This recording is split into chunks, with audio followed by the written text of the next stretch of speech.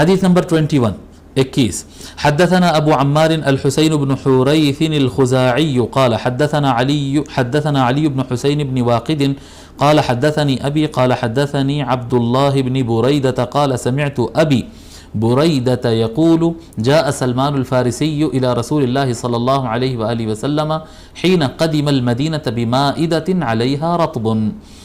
حضرت بریدہ رضی اللہ تعالیٰ عنہ یہ صحابی ہیں، ان کے بارے میں لکھے، ان کے بیٹے عبداللہ بن بریدہ روایت کر رہے ہیں اپنے والد بریدہ سے.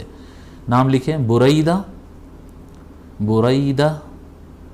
بن الحصیب، یا حصیب بھی لکھ سکتے ہیں آپ بغیر الف لام کے، بریدہ بن الحصیب الاسلمی، بریدہ بن الحصیب الاسلمی، بریدہ بن حصیب الاسلمی.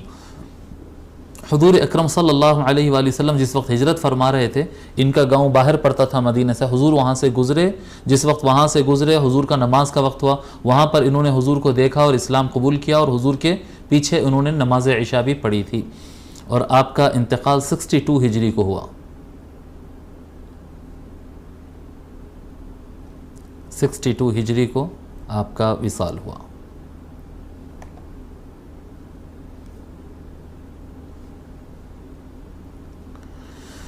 حضرت بریدہ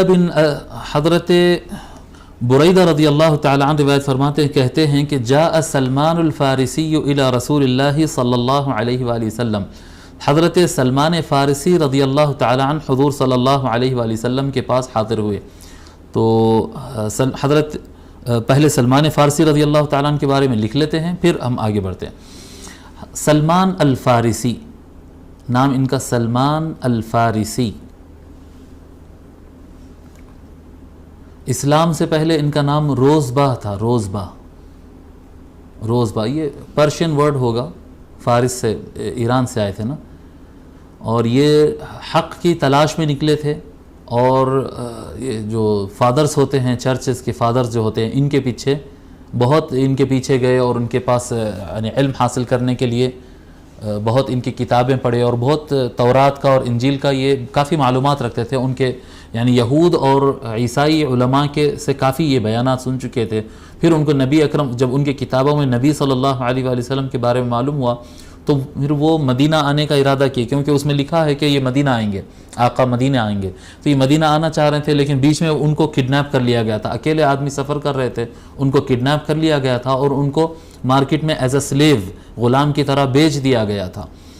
تو پھر اس کے بعد جو ہے ان کا مالک یہ لکھ دیا تھا کہ اگر آزادی چاہتے ہو، حضرت سلمان رضی اللہ تعالیٰ عنہ، حضرت سلمان رضی اللہ تعالیٰ عنہ اسلام قبول کر لیے تھے. جب ان کو پتہ چلا مدینہ شریف میں حضور صلی اللہ علیہ وآلہ وسلم ہیں، تو وہ یعنی مدینہ کے قریب میں ہی، ان کا اونر جو تھا وہ مدینہ کے قریب میں ہی رہتا تھا، وہ اجازت لے کر آ کر حضور صلی اللہ علیہ وسلم سے ایک مرتبہ ملاقات کیے، اور ان کے درمیان کچھ گفتگو ہوتی، اور وہ واقعہ انشاءاللہ تعالیٰ اس حدیث میں آئے گا، ہم بیان کریں گے.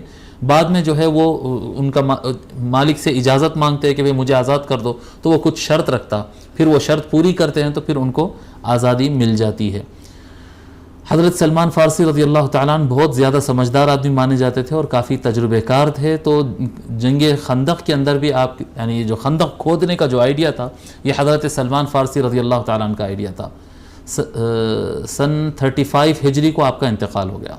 35 ہجری میں حضرت سلمان فارسی رضی اللہ تعالیٰ عنہ کا وصال ہوا.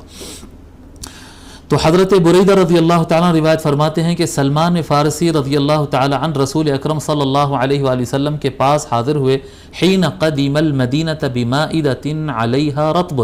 یہ اس وقت کی بات ہے کہ ابھی حضرت سلمان رضی اللہ تعالیٰ عنہ اسلام اور نبی اکرم صلی اللہ علیہ وآلہ وسلم کی سچائی کی تلاش کر رہے تھے، کہ یہ کتنا سچ ہے، کیونکہ یہ اسلام کے بارے میں جانتے تھے، تورات اور انجیل سے پڑھے ہوئے تھے، اور یہ نبی اکرم صلی اللہ علیہ وسلم کی آمد سے متعلق بھی جانتے تھے.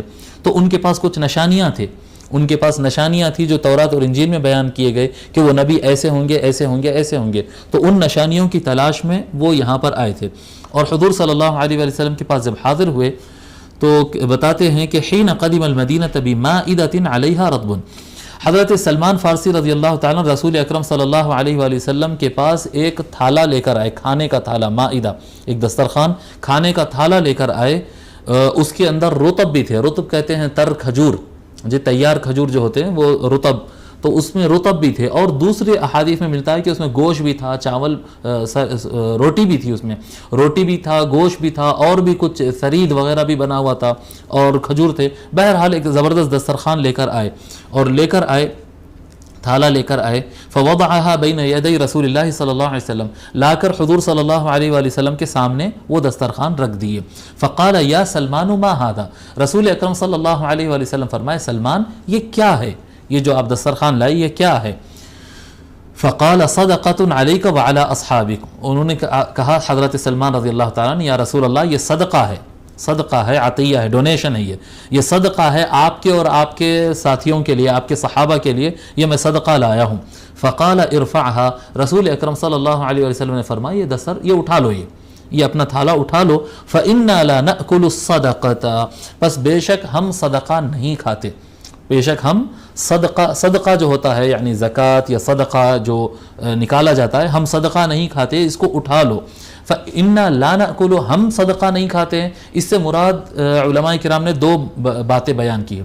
ہم صدقہ نہیں کھاتے سے ایک مراد یہ ہوگا کہ ہم انبیاء صدقہ نہیں کھاتے، اس کا ایک مراد یہ ہوگا، اور دوسرا ہم صدقہ نہیں کھاتے یعنی ہم اہل بیت بنو ہاشم، ہم اہل بیت صدقہ نہیں کھاتے، اور دونوں معنی بالکل درست ہے جی۔ فإنا لا نأكل الصدقہ، بے شک ہم صدقہ نہیں کھاتے۔ قال فرفعها، حضرت بریدہ کہتے ہیں تو سلمان فارسی رضی اللہ تعالیٰ عنہ وہ دسترخوان اٹھا لیے، اپنا تھالا کھانے کا اٹھا لیے، اور وہاں سے چل پڑے۔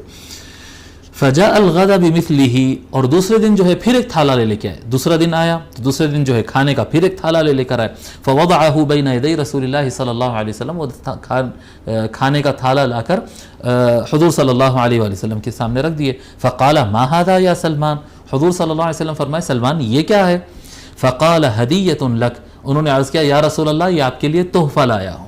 اب کی بار دیکھیے، پہلی مرتبہ لائے تو صدقہ کہے تھے، اور دوسری مرتبہ لائے تو انہوں نے کہا کہ یا رسول اللہ یہ آپ کے لیے میں تحفہ لایا ہوں، هذه ہدیۃ لک۔ فقال رسول اللہ صلی اللہ علیہ وآلہ وسلم لاصحابہ ابسطوا، حضور اکرم صلی اللہ علیہ وآلہ وسلم نے اپنے صحابہ سے کہا کہ آؤ صحابہ آ جاؤ، جو ہے یہ دسترخوان پہ ماشاءاللہ بسم اللہ شروع کرو کھانا، اب یہ دسترخوان کھولو اور کھانا شروع کرو۔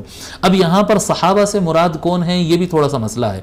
ایک یہ ہے مسئلہ کہ یہ عام صحابہ تھے تو ایسا ہو سکتا تھا کہ حضور اکرم صلی اللہ علیہ وآلہ وسلم خود نہیں کھاتے صدقہ، لیکن صحابہ کو کھلا دیتے، کیونکہ غیر سید کو تو کھلایا جا سکتا ہے، ایک یہ ہو سکتا ہے۔ لیکن کیونکہ حضور نہیں کھانا چاہتے تھے، اور حضور کو اندازہ تھا کہ حضرت سلمان فارسی رضی اللہ تعالیٰ عنہ معلوم کرنا چاہ رہے تھے کہ یہ حضور صلی اللہ علیہ وسلم نبی ہے یا نہیں ہے، اس لیے حضور صلی اللہ علیہ وسلم نے واپس کر دیا۔ ہو سکتا ہے یہ وجہ ہے، یا یہ وجہ ہو سکتا ہے کہ جس کو اصحاب ہی کہا جا رہا ہے وہ اصحاب یعنی حضور کے ساتھ بیٹھے لوگ مراد ہے، حضور کے ساتھ بیٹھے لوگ مراد ہے، نہ کہ صحابہ کرام یعنی باہر کے لوگ، نہیں، ایکچوئل صحابہ سے مراد یہ ساتھ بیٹھے لوگ، اور وہ کون ہیں؟ ہو سکتا ہے وہ علی ابن ابی طالب رضی اللہ تعالیٰ عنہ ہوں گے، وہ دیگر جو ہے اہل بیت کے اور جو ممبرز ہیں وہ لوگ ہو سکتے ہیں، وہاں پر دونوں معنی یہاں پر مراد ہو سکتے ہیں۔ ابسطوا، حضور صلی اللہ علیہ وسلم نے ساتھ بیٹھے لوگ سے فرمایا کہ چلو بسم اللہ کھانا کھاؤ۔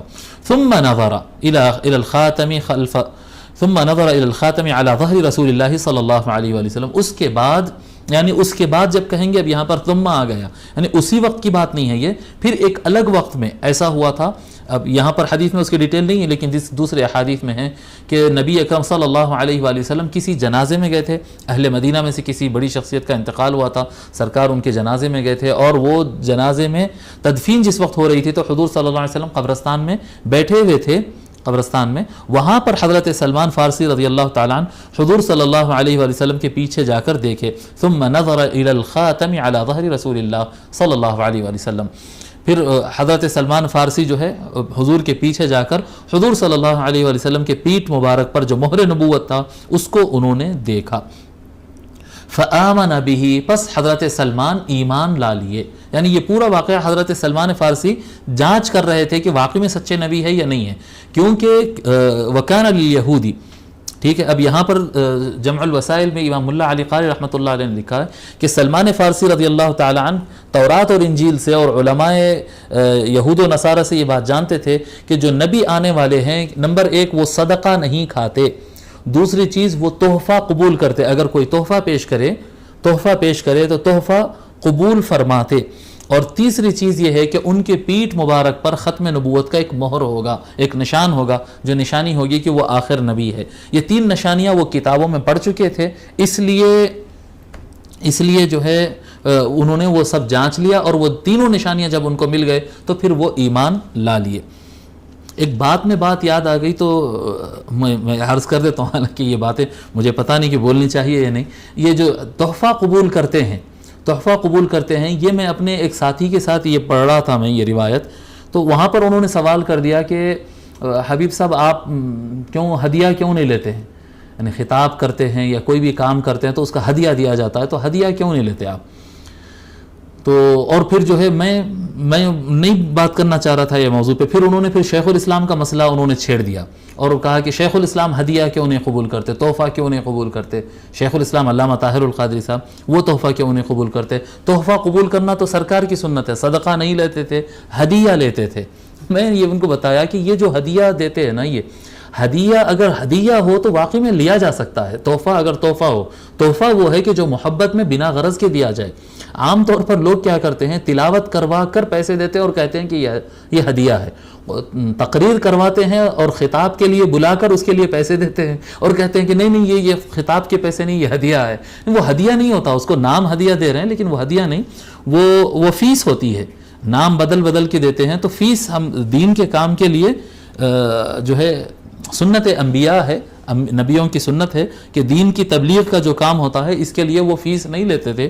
اور اگر کوئی لیتا ہے تو جائز ہے، لیکن انبیاء کی سنت ہے نہیں لینا. تو شیخ الاسلام کوشش کرتے ہیں، شیخ الاسلام انہی کی اتباع میں جو ہے وہ نہیں لیتے ہیں کوئی ہدیہ وغیرہ، کیونکہ وہ دین کے کام سے جاتے ہیں، سفر کرتے ہیں اور لوگ بولتے نہیں ہیں، لوگ بولتے ہیں کہ یہ ہدیہ ہے لیکن وہ ہدیہ ہوتا نہیں. تو شیخ الاسلام بھی بالکل اس سے پرہیز کرتے ہیں اور یعنی بالکل نہیں لیتے ہیں. میں بھی کوشش کرتا ہوں.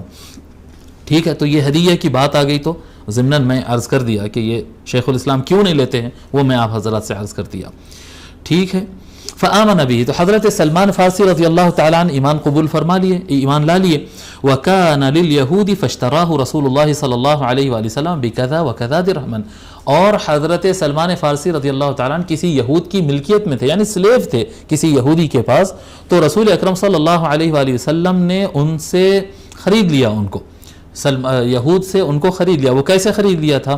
بکذا وقت جب وہ ایمان لائے اور عرض کیا رسول اللہ میں آپ کی خدمت میں رہنا چاہتا ہوں، تو سرکار نے وہ یہود سے بات کی اور بات کر کے کہا کہ یہ بندہ ہم کو دے دو. تو وہ شرط لگایا، وہ یہودی نے شرط لگایا کہ ٹھیک ہے اتنے درخت لگا کے دے دو، یہ میری زمین ہے، یہ باغ میں درخت لگا دو. تو روایتوں میں 2 نمبر آئے ہیں، 300 یا 500. 300 کھجور کے جھاڑ میرے باغ میں لگا دو میری زمین پہ، یا 500 جھاڑ میرے باغ میں لگا دو، اور اگر جب ان کو پھل آ جائے گا تو یہ آزاد ہو جائیں گے. جب ان کو نخلاً فیعمل فیہ سلمان حتی تطعم، اس میں پھل لگا، اس میں درخت لگا دو. جب وہ درخت کو، جب کھجور کے 300 جھاڑ لگا دو، جب وہ جھاڑ کو کھجور لگیں گے اس وقت سلمان آزاد کر دیا جائے گا. ٹھیک ہے بھائی، اتنی بڑی شرط اس نے رکھا. ٹھیک ہے. فغرس رسول اللہ صلی اللہ علیہ وآلہ وسلم النخل الا نخلة واحدة غرسها عمر. تو رسول اکرم صلی اللہ علیہ وآلہ وسلم کیا کہ یہ نہیں فرمائیں کہ جاؤ سلمان جو ہے آپ لگا دو درخت اور جب پھل لگیں گے جب آ جاؤ. حضور صلی اللہ علیہ وآلہ وسلم خود تشریف لے گئے، اور سیرت کی کتب میں یہ آتا ہے کہ جب حضور تشریف لے گئے تو پھر صحابہ بھی چلے. یعنی مدینہ منورہ میں تھوڑی دیر کے لیے ایک موومنٹ چلا تھا، شجر کاری موومنٹ، جی پلانٹ لگانے کا موومنٹ چلاتے نا، وہ ایک موومنٹ چلا تھا. اور حضور صلی اللہ علیہ وآلہ وسلم کے ساتھ کثیر تعداد میں صحابہ تھے جو کھجور کے درخت کے لیے گڑھے کھود رہے تھے اور نالے تیار کر رہے تھے اور جھاڑ لے کر آ رہے تھے.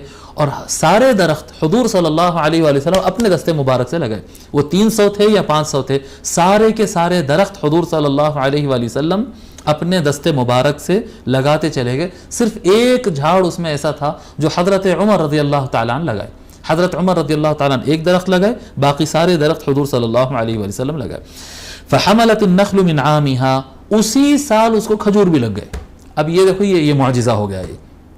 یہ حضور صلی اللہ علیہ وسلم کا معجزہ. کھجور کے جھاڑ کو پہلے سال تو کھجور آنے کا کوئی سوال ہی نہیں ہے، لیکن اسی سال جو ہے وہ نخل کو، وہ کھجور کو جو ہے وہ درخت کو کھجور لگ گئے. ولم تحمل نخلۃ، اور ایک درخت کو کھجور نہیں لگا.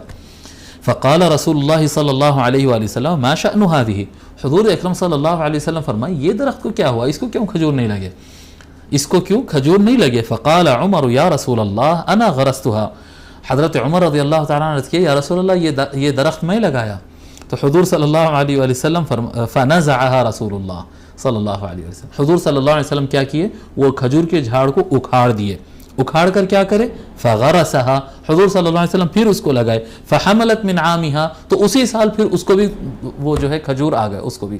تو یہ حضور صلی اللہ علیہ وآلہ وسلم کے دست مبارک کا معجزہ ہے کہ جس سال انہوں نے لگایا، کیونکہ حضور صلی اللہ علیہ وآلہ وسلم کی نیت کیا تھی، حضرت سلمان فارسی رضی اللہ تعالیٰ عنہ کو آزاد کرانا، اور کیونکہ حضور ان کے حق پسندی کو پسند فرمائے کہ سلمان حق کی تلاش میں آیا، تو حضور کو ان سے محبت تھی.